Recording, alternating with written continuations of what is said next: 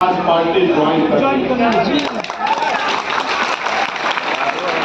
मैं इस नौजवान शक्ति की दाद देता, न इनको तनख्वाह मिलती है, न इनको पेंशन मिलती है, न इनको दिहाड़ी मिलती है, बल्कि मिलता है इनको बहुत कुछ। इनको आरोप मिलते हैं समाज में, इनको अपमान मिलता है। जब ये आपके लिए लड़ने जाते हैं तो इनकी पीठ पे लाठियां पड़ती हैं, इनके हाथ में हथकड़ियां लगती हैं, इनको सम्मान के तौर पे जेल की सलाखें मिलती है। लेकिन मैं धन्यवाद दूंगा कि दुनिया की कोई भी मुसीबत इनका हौसला नहीं तोड़ पाती है। इसलिए मैं बहादुर नौजवानों को धन्यवाद देता हूं। और आज मैं नौजवान साथियों से ये कहने के लिए आया, अगर सच में कुछ करके दिखाना चाहते, सच में माओ के आंसू पूछना चाहते, सच में बहनों के सम्मान की रक्षा करना चाहते, मैं आपको सोने चांदी हीरे जवाहरात भले ही ना दूं, लेकिन अगर आपने ताकत बना ली तो ऐसे स्कूल बनाएंगे कि वर्ल्ड के स्कूल उनके सामने फेल हो जाएंगे।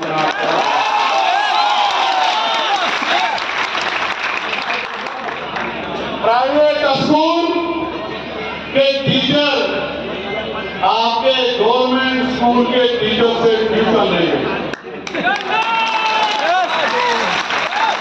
जैसी पढ़ाई प्राइवेट स्कूल में नहीं होती, उससे अच्छी पढ़ाई सरकारी स्कूल में और बहुत कम दामों में होने का काम है। स्कूल की बिल्डिंग ऐसी होगी जैसे 5 स्टार होटल की होती है।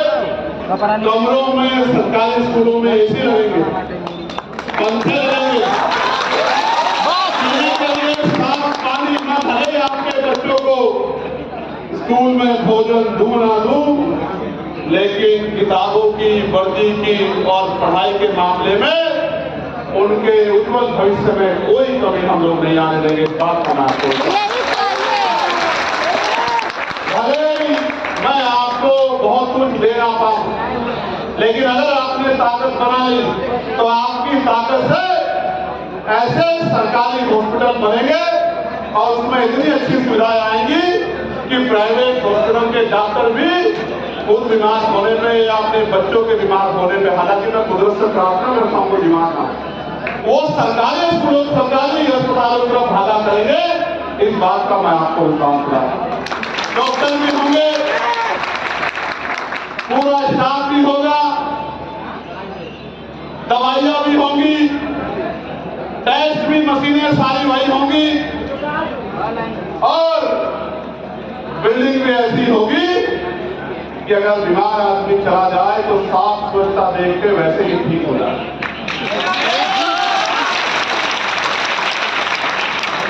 मैं जिंदा तो मरे हुए व्यक्ति को नहीं कर सकता, लेकिन आपके दल के, आपके संघर्ष से ये विश्वास दिलाना चाहता हूं कि किसी गुंडे की शांति की हिम्मत नहीं होगी कि किसी गरीब की जमीन, उसकी बेटी, उसके स्वाभिमान की तरफ कोई आंख उठा के देखे। इस बात का मैं आपको विश्वास, पता नहीं सरकार में तो गुंडे पलायन करके नहीं कर सके, लेकिन मैं आपको विश्वास दिला के कहता हूं कि बहुत सारे गुंडे आपके ताकत में साधु का भेद जरूर धारण कर देंगे। इस बात का, क्योंकि बचने के लिए कुछ तो कुछ ना करना पड़ेगा। मैं आपको विश्वास दिलाता हूं कि बहुत बड़ी बातें ना करके ग्रामीण क्षेत्रों में रोजगार कैसे पैदा हो,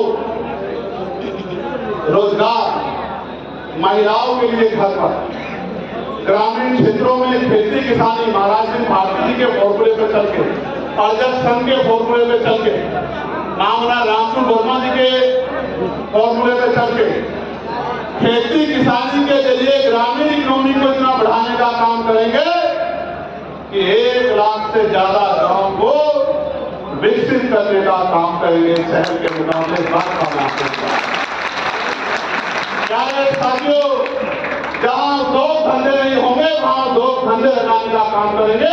पढ़े लिखे नौजवानों को IIT, ITI, BTech, MTech, polytechnic करे बच्चों को रोजगार देने का काम,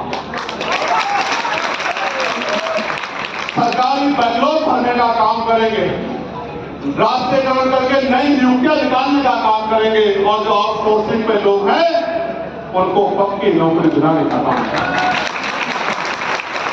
पुलिस के भाइयों के लिए 8 घंटे की ड्यूटी का प्रावधान करेंगे, नौकरियां निकालेंगे, नई नियुक्तियां निकालेंगे, सप्ताह में एक छुट्टी और बॉर्डर स्कीम खत्म करने का काम करेंगे।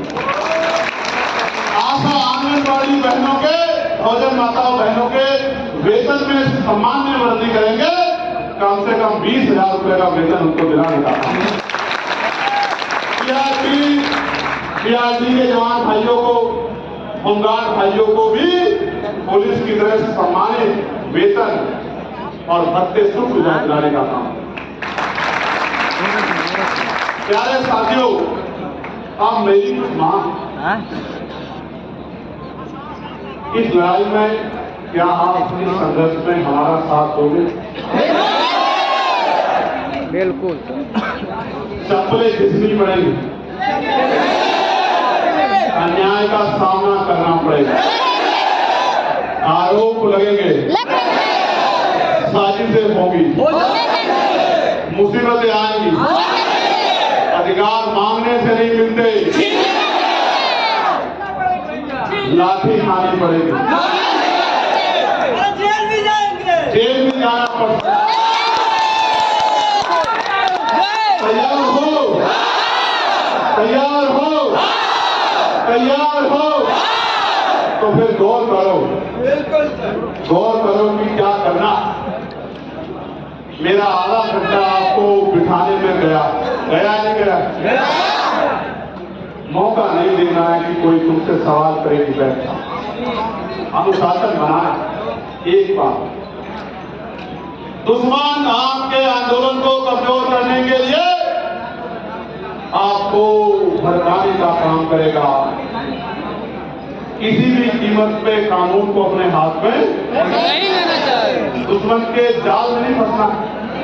जो दुश्मन के जाल में फंस जाता तो समझदार नहीं कहते, उसको बेवकूफ कह देना।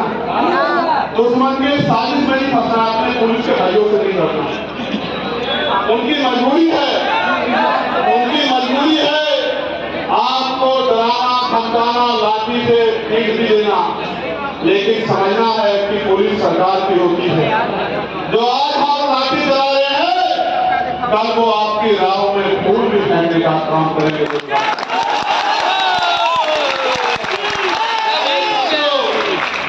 अपने गांव में लौटना, ये चिंता नहीं करनी इस बैनर पे मेरा फोटो खाया नहीं था, ये चिंता नहीं करनी। जो बैनर में फोटो की, कुर्सी की चिंता करेगा वो समाज की चिंता नहीं करना। इसलिए आप मेरी बात पे गौर करो। आगे 2027 में लगभग सीएम बनेंगे।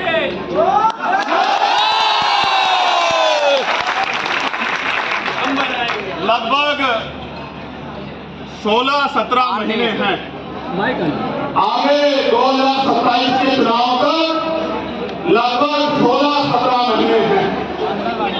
ये 16-17 महीने अपने भाई को उसकी बातों को मानने के लिए दे दो। दे सकते हो, दे सकते हो।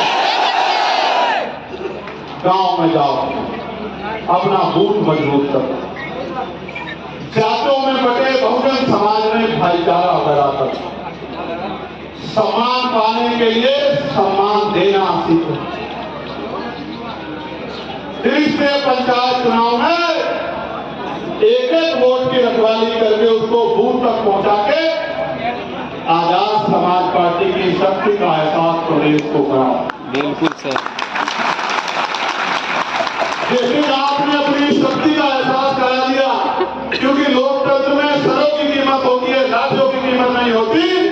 मैं आपको लिख के ने वोट की ताकत बना ली और वो वोट आजाद समाज पार्टी के खेमे तक पहुंचा दी।